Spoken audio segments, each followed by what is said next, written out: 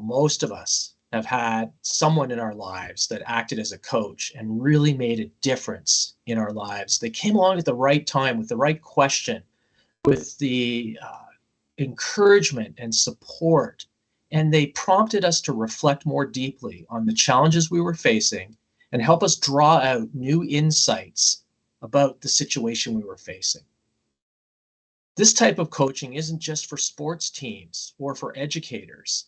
It's really something that leaders can do every day to really bring out the best performance in their team. It's really a shift from that old command and control style of leadership that's no longer effective. It recognizes that the individual, the coachee, knows the way forward. They have their own answers inside them, and that it's our job to facilitate and bring out the best insights and their knowledge. Often they're closer to the challenges and problems they're facing, and so it's best that they draw on that insight, that perspective, that experience they have. And our role as a coach is to be a catalyst and really bring out their best thinking. So how do you actually do that? Well, what we're going to uncover today is some key steps in being an effective coach. And it really begins with three key things: having coaching knowledge, a coaching mindset, and a trusting relationship with your team. Before you even begin to coach your employees, it starts with having a fundamental understanding of what coaching is and how it differs from feedback. Coaching is a conversation where you assume that the coachee knows the way forward, that they have their own insights and perspective that's valuable to solving the problem. And our role is to ask questions to help them solve the problems themselves, essentially empowering them to discover their own solutions and draw on their own past experience and wisdom.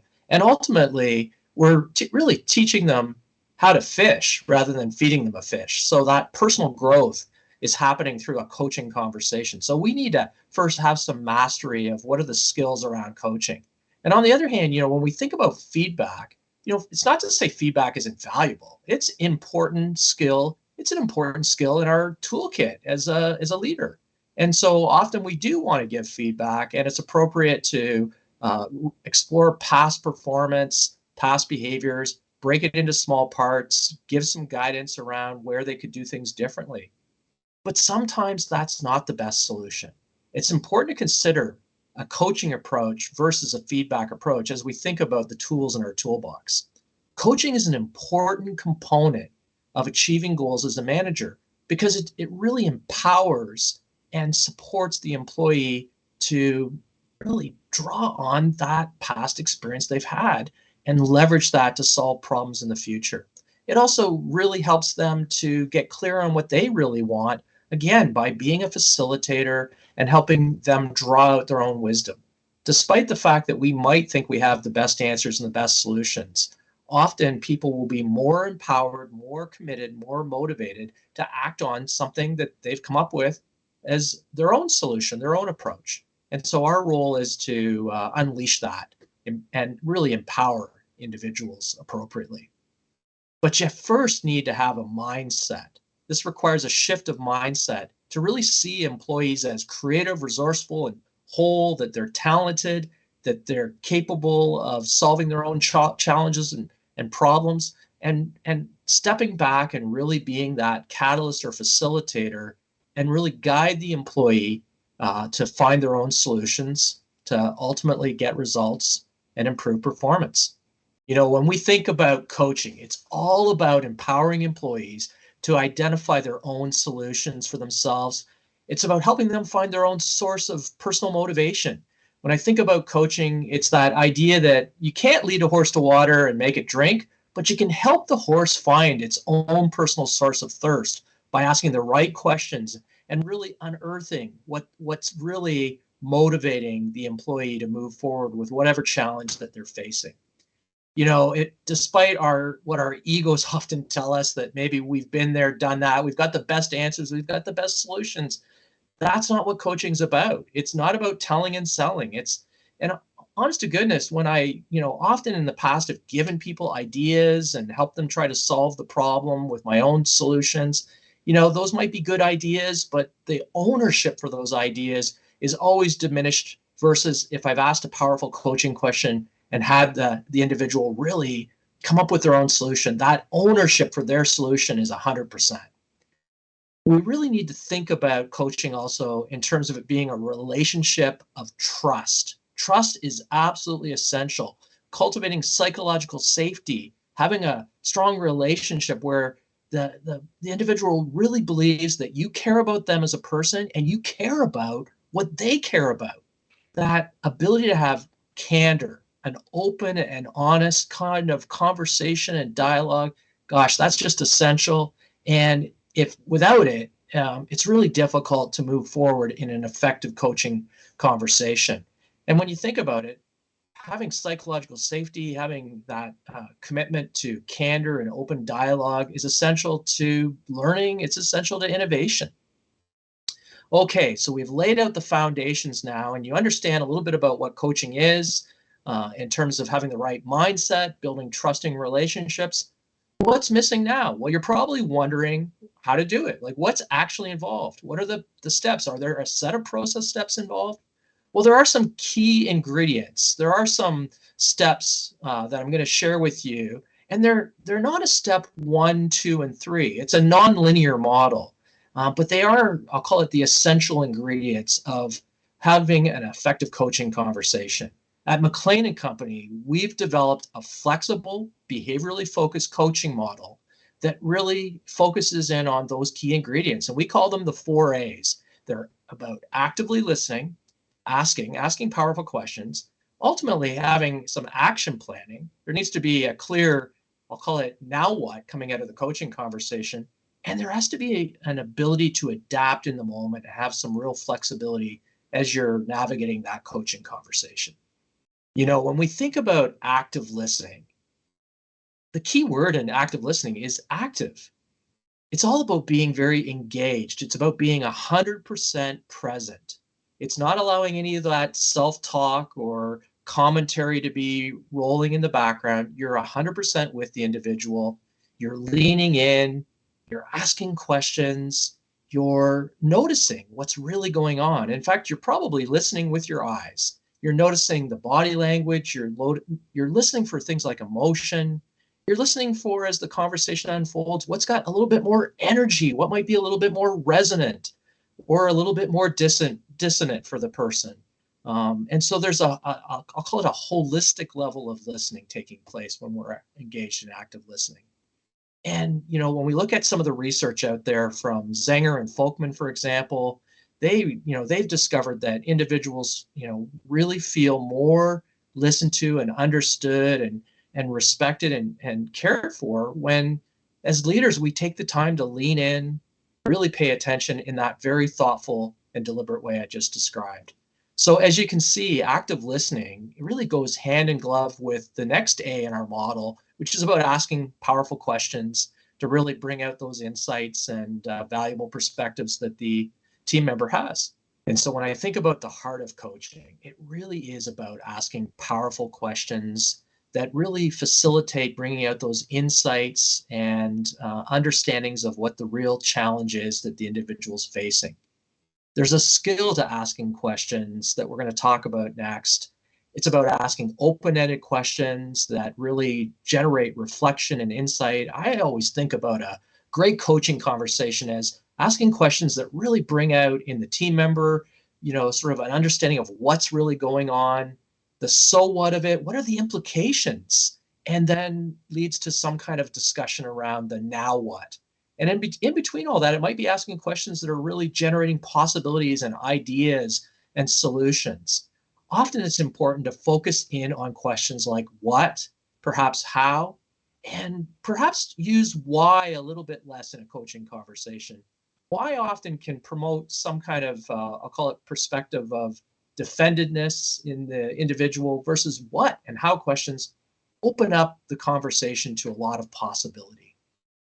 When I think about this kind of approach, it is about open-ended questions, and it's about you asking questions not to get them to go to the solution that you think is the right answer, because of course you've been listening to the problem and you might think about your past experience and think, oh, I wonder if I ask questions that will move them towards what I think that might be the right way to coach. In fact, nothing could be further from the truth. It's about having a child's mind and having a real open-ended perspective that you really believe they've got the answers. And you're asking questions to draw those out, not to move them towards what you think is the solution.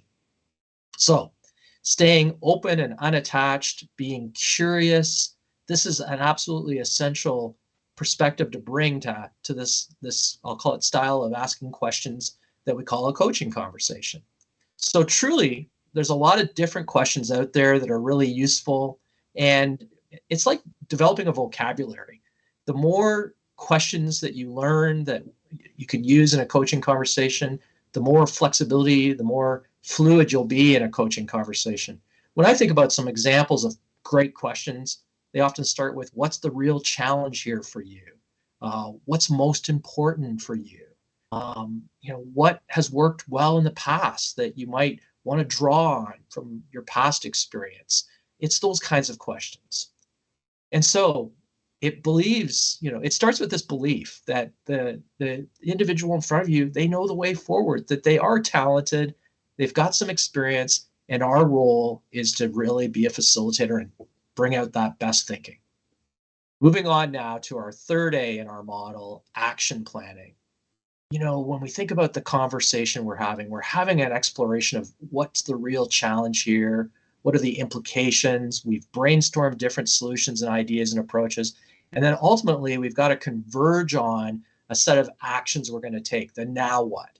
It's so important for us as coaches to help them clarify those next steps. Sometimes it's important for those next steps to be baby steps because they're doable, they're actionable. And it's important when we're at this action planning stage to really be paying attention for the level of motivation the individual has. Is there a lot of resonance? Is there a lot of energy? Is it almost like they can't wait to get started? That's a good sign that we've identified a set of actions that there's going to be real ownership and accountability around. It's also important to get clarity around those action steps, to have a clear who's going to do what by when, and how we're going to check in and follow up and connect. And as my role as the leader is to make sure I'm supporting and helping and enabling, removing barriers, and being a cheerleader, being a supporter, and being someone who is encouraging and also is available, again, to follow up and have a conversation just to hear how things are going and see if there's anything I can do to be helpful, or perhaps have a part two to the coaching conversation. It's so important to end every conversation with that clear action plan, the who's going to do what by when and how we'll follow up, and that there's a clear understanding of what my role is as the leader and what the team member's role is going to be in terms of those key action steps. When I think about action planning, there are some things I often need to pause and consider as I'm approaching it. First off, depending on what the topic is, the action plan is going to look very different. If it's about development goals, it might be about creating a development plan. If it's about solving some kind of process problem at work, it's going to look a little bit different. And so those details are going to come out through the coaching conversation. One of the things I recognize is that as a leader, sometimes we can be very action oriented. We have to get results. We have to get things done. There's so much coming at us. When we think about a great coaching conversation, I described it as sort of covering the territory of the what, so what, and now what. And as I reflect on the coaching I've done in my past as a leader, sometimes I can have a little bit of, I'll call it a desire to get to that now what, and get it clarified. And yet what I recognize is that when I slow down and help the coachee slow down and spend the right amount of time on the what and the so what before moving into the now what, that's essential. Often the presenting problem that the coachee comes with isn't the real problem or the most important problem to solve. Often the presenting problem requires some clarification. It needs some fine tuning. And as you peel back the onion on that problem, something else emerges that might be a more important problem to tackle that lies underneath. That's why it's so important that sometimes we slow down a little bit in a coaching conversation, not jump to action, and take the time to really get clear on what the real challenge, what the real issue is for the coachee. The final A in our coaching model is adapt. When I think about adapting, it's about flexibility, it's about agility, it's also about curiosity, and not being attached to a particular solution or a particular way of being engaged in the conversation. It's not a one size fits all approach to coaching. It's recognizing that different people are going to respond differently to different approaches. It's about being unattached and recognizing if I try something in the coaching conversation, let's say I ask a particular question and it kind of falls flat, it doesn't really engage the coachee. Well, that's okay. It's about letting it go and moving on to the next question, trying something else out. Eventually, as a coach, you'll hit on something that's resonant, that's helpful. And so it's about being able to adapt in the moment and again, just stay super curious. We don't want to presume that we've got the answers. We want to believe that the individual knows the way forward and stay really unattached and open. Well, that brings us to the conclusion of this great exploration of coaching today. I want you to remember that the 4A model is really essential to being an effective coach. It really breaks things down into those key small parts that will make you successful as a coach and support and really enable people to be more effective and feel very empowered and supported and encouraged. That's one of the big benefits of a coaching style of leadership. So when we think about the 4 A's, just keep in mind that it's all about active listening. It's about asking questions. It's about action planning, of course, and it's about adapting. Thanks for listening.